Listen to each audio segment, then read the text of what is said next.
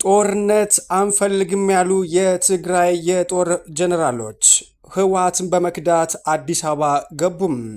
የሆርሙዝ መዘዝ ለኢትዮጵያም ተርፏል። የሀገር ቅርሶች ለባለሀብቶች እየተሸጡ ናቸውም ተብሏል። ኤርትራ ሙከራ ካደረገች መጥፊያ ይሆናል ሲሉ ጠቅላይ ሚኒስትሩ ተናገሩም። የዓለምን ሁኔታ የቀየረው የ20 ደቂቃ ኦፕሬሽን ምንድን ነው? ትሰሙታላችሁ። ቱርክ ኢራንን አስጠንቅቃለች። ሳውዲ አረቢያም የኢራን ሚሳኤል እንደወረደባት ቀጥላለች። ሰላም ጤና ስጥልን፣ እንደምናላችሁ ውድ የኢትዮጵያ ድምፅ ተከታታዮች። የኢትዮጵያ ድምፅ ለየካቲት 25 ቀን 2018 ዓ.ም ያዘጋጃቸው የሀገር ውስጥና የባህር ማዶ ዜናዎች ከዚህ ሰዓት ጀምረው ወደ እናንተ የሚደመጡ ይሆናል። ከዜናዎቻችን ጋር አብራችሁ ትሆኑ ዘንድ በአክብሮት ጋብዘናል። ቀዳሚ ወዳደረግነው ዜናችን አልፈናል። ሰባተኛው ጠቅላላ ምርጫ የመራጮች ትምህርት ለመስጠትና ምርጫውን ለመታዘብ ለጠየቁ 169 ያህል የሲቪክ ማህበረሰብ ድርጅቶች የምስክር ወረቀት ተሰጣቸው። የሲቪክ ድርጅቶቹ መራጮች የሚበጀን የሚሉትን እንዲመርጡ ልዩ ልዩ ትምህርቶች ከመስጠት ባለፈም ቅድመና ድህረ ምርጫ የመታዘብ ስራንም ያከናውናሉ። ድርጅቶቹ ስራቸውን ጀምረው እንደሆነ የተጠየቁም ሲሆን ከዚህ በፊት በነበሩ ምርጫዎች ጭምር ተሳትፎ ያደረጉ የአንድ ድርጅት መሪም ስራው አንድም በመንቀሳቀሻ ገንዘብ እጥረት፣ በሌላ በኩል ደግሞ በጸጥታ ችግር ምክንያት ፈተና እየገጠማቸው መሆኑንም ተናግረዋል። የሆርሙዝ ሰርጥ መዘጋትና ለኢትዮጵያም ጭምር ስጋት ነው ሲሉ ባለሙያዎች ተናገሩም። የሆርሙዝ ሰርጥ ለዓለም የንግድ እንቅስቃሴ በተለይም ለነዳጅ ልውውጥ ወሳኝ የደም ዝውውር መስመር ነው። ራሱን ሰርጡን መዝጋቱን ተከትሎ እንደ ኢትዮጵያ ያሉ ነዳጅን ከባህር ማዶ የሚያስገቡ ሀገራት የህልውና ስጋት ውስጥ መውደቃቸው አልቀረም። የምጣኔ ሀብት ባለሙያዎቹ እንደሚሉትም ይህ ቀውስ ኢትዮጵያ የነዳጅና መሰል ምርቶች እጥረት እንዳይገጥሟት አስገዳጅ የሆኑ ወይም ቢፕላን አማራጮችም እንድትከተል አሳስበዋል። የፓን አፍሪካ የንግድና ኢንዱስትሪ ምክር ቤት ዋና ዳይሬክተር አቶ ክቡር ገና የዓለም ፖለቲካ ተለዋዋጭ በመሆኑም በአንድ መስመር ላይ ብቻ መተማመን አደገኛ ነው ይላሉ። ኢትዮጵያ የንግድ ትኩረቷን እንደ ጋና፣ ናይጄሪያ እና ጅቡቲ ባሉ የአፍሪካ ሀገራት ላይ በማድረግም የንግድ ኮሪደሮቿን ማስፋት አለባትም ብለዋል። የሰርጡ መዘጋት የዓለምን ኢኮኖሚ ከማናጋቱም በላይም በኢትዮጵያ ላይ ቀጥተኛ አሉታዊ ተጽዕኖ ይኖረዋልም ተብሏል። በተለይም እንደ ናይጄሪያ ካሉ ነዳጅ አምራች ሀገራት ጋር ያለውን ዲፕሎማሲያዊ ግንኙነት በማጠናከርም የነዳጅ ፍላጎትን ከአህጉሩ ውስጥም ለማሟላት ጥረት መደረግ እንዳለበትም አሳስበዋል። ጠቅላይ ሚኒስትር አብይ አህመድ ከኢትዮጵያ ዜና አገልግሎት ጋር በትግርኛ ቋንቋ በትላንትናው ዕለት ባደረጉት ቃለ ምልልሳቸው በኤርትራው የሻዕቢያ አስተዳደር ላይ እጅግ ጠንከር ያለ ትችትና ማስጠንቀቂያም ሰንዝረዋል። ጠቅላይ ሚኒስትሩ በሰሜኑ ወቅት ጦርነት ላይ የኤርትራ ሰራዊት በአክሱም፣ በአድዋ፣ በአዲግራትና በሽረ የፈጸማቸውን የንጹሐን ጭፍጨፋ፣ የፋብሪካዎች ዘረፋና የንብረት ውድመት በዝርዝርም አጋልጠዋል። በመልካም ጀምረን በክፋት ተገፋን ያሉት ጠቅላይ ሚኒስትሩም የሻዕቢያን እኩይ ተግባር በጽኑ እንደሚያወግዙም በግልጽ አስታውቀዋል። በኤርትራ ያለውን ወቅታዊ ሁኔታ የገመገሙት ዶክተር አብይም ስርዓቱ በልማትና በስልጣን ሽግግር የማያምን በፋብሪካዎችና ብቸኛ ዩኒቨርሲቲ ጭምር በማውደም የሀገሪቱን ባዶዋን ያስቀረ መሆኑን ገልጸዋል። በተጨማሪም ሻዕቢያ በስደት ባሉ ኤርትራውያን ላይ ሳይቀር ሰላዮችን በመላክ ሰላም እንደሚነሳ፣ ጤነኛውን ከበሽታው መለየት አስቸጋሪ በሆነበት ሁኔታ ቀውስ እየፈጠረ እንደሚገኝም ጠቁመዋል። ይህም በክልሉ ሰላም ላይ ትልቅ ስጋት መሆኑን አብራርተዋል። ጠቅላይ ሚኒስትሩ ንግግራቸውን የቋጩት እጅግ አስደንጋጭ በሆነ ማስጠንቀቂያ ነው። የሻዕቢያን ባህሪ አሳምረን ስለምናውቀው ዳግም ህዝባችንን እንዲበድል እድል አንሰጥም ካሉ በኋላ አስተዳደሩ በኢትዮጵያ ላይ ኮሳም ለመፈጸም ቢሞክርም የመጨረሻ ሙከራው እንደሚሆንና መንግስት ለከፋ እርምጃ መዘጋጀቱን በቁርጠኝነትም ተናግረዋል። በትግራይ ክልል የደሞዝ ክፍያ ቆመ ሲሉ ጊዜያዊ አስተዳደሩ ተናገሩ። አስተዳደሩም መግለጫ አውጥቷል። የትግራይ ክልል ጊዜያዊ አስተዳደር ከፍተኛ የገንዘብ እጥረት እንደገጠመውና በዚህም ምክንያት ለመንግስት ሰራተኞች የዚህን ወር ደሞዝ መክፈል እንደማይችል በይፋ አሳውቋል።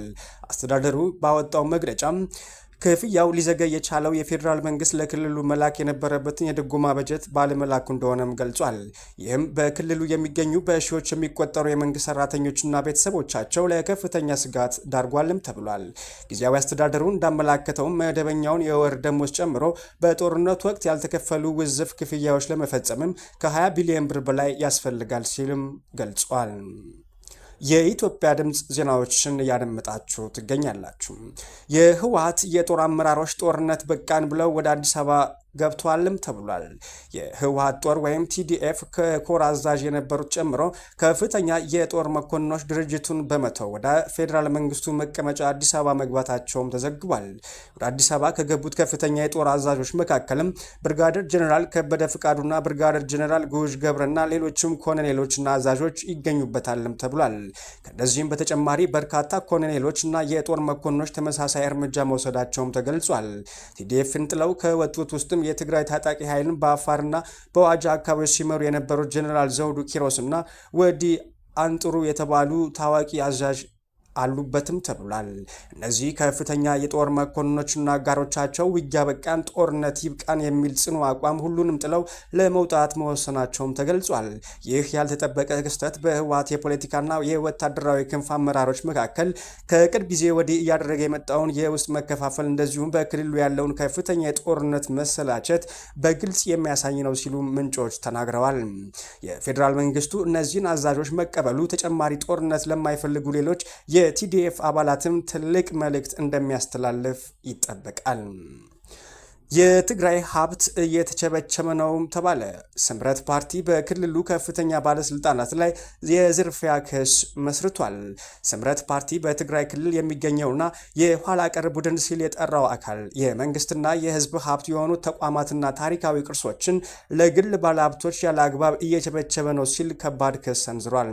ድርጅቱ ዛሬ የካቲት 25 ቀን 2018 ዓ.ም ባወጣው መግለጫውም ክልሉ የገጠመውን ከፍተኛ የገንዘብ እጥረት ለመሸፈን ባልም የካቲት ወር ደሞዝ እንዳይከፈል ከተመታዘዙም ባለፈም ከሰራተኞች ደሞዝ ላይ 20 በመቶ እንዲቆረጥ መወሰኑም አጋልጧል። እንደ ስምረት መግለጫ ከሆነም በውስጥ አዋቂ ለሐራጅና ለሽያጭ ከቀረቡ ተቋማት መካከል የመቀሌ ኤፍኤም ጽህፈት ቤት፣ ታሪካዊ መነን ሆቴል፣ ሜጋ ህትመት፣ የፖሊስ ኦርኬስትራና የኩያይ የሚገኘው ትርንጎ ሆቴል ይገኙበታልም ብሏል። ድርጅቱ ይህንን ድርጊት አይን ደረቅ ስርቆት ሲል የጠራውም ሲሆን በእነዚህ ሽያጮች ላይ የሚሳተፉ ባለሀብቶች በጨረታ አሸነፍንና የገዛ ነው የሚለው መከራከያ ነገ በህግ ፊት ተቀባይነት እንደማይኖረውና በጦርነት ወንጀል ተባባሪነት እንደሚያስጠይቃቸውም ሊገነዘቡ እንደሚገባም ፓርቲው አሳስቧል። የኢትዮጵያ ዜናዎች ቀጥሏል። ወደ ውጭ መገናኛ ብዙሃን ዜናዎቻችን አልፈናል። የ20 ደቂቃዋ ድራማ የኢራን የደህንነት ሹምን ጉድ ሰሯቸው። ለረጅም ዓመታት የኢራን እስላማዊ አብዮታዊ ዘብ ኃይል የስለላ መዋቅርን በበላይነት ሲመሩ የቆዩት ሁሴን ታኢብ ከእስራኤል የስለላ ድርጅት ወይም ሞሳድ ጋር ግንኙነት አላቸው በሚል ተጠርጥረው በቁጥጥር ስር ውለዋል። ይህ ክስተት በኢራን ከፍተኛ የስልጣን እርከን ውስጥም ትልቅ ድንጋጤን የፈጠረም ሲሆን ለሀገሪቱ ታማኝ ናቸው ተብለው የሚታሰቡት እኚህ ባለስልጣን በክህደት ወንጀል መጠርጠራቸው ጉዳዩ እጅግ አሳሳቢ አድርጎታል። ለባለስልጣኑ መታሰር እንደ መነሻ የጠቀሰውም የ20 ደቂቃዋ ድራማ ተብሎ የተሰየመው ክስተት ነው። አሜሪካና እስራኤል በኢራን ላይ ጥቃት ከመፈጸማቸው ጥቂት ደቂቃዎች ቀደም ብለው ሁሴን ታኢብ ከጠቅላይ መሪ አሊ ካሜኒ ጋር ስብሰባ ላይ ሳሉ ታምም ያለው በሚል ምክንያት በድንገት ወጥተው ሄደዋል። ጥቃቱ የደረሰው እሳቸው በወጡ በ20 ደቂቃ ውስጥ በመሆኑም ስለ ጥቃቱ አስቀድመው መረጃ እንደነበራቸውና ራሳቸውን ለማዳን እንደዚሁም ለጠላት መረጃ አሳልፈው በመስጠትም ሳይተባበሩ እንዳልቀረም ከፍተኛ ጥርጣሬ ፈጥሯል። የታኢብ መታሰር በኢራን ከፍተኛ አመራሮች መካከል ያለውን ያለመተማመን ስሜት ከፍ ከማድረጉም በላይ የሞሳድ ሰርጎ ገብነት እስከ የትኛው የስልጣን እርከን ድረስ እንደዘለቀ ማሳያ ተደርጎም ተወስዷል።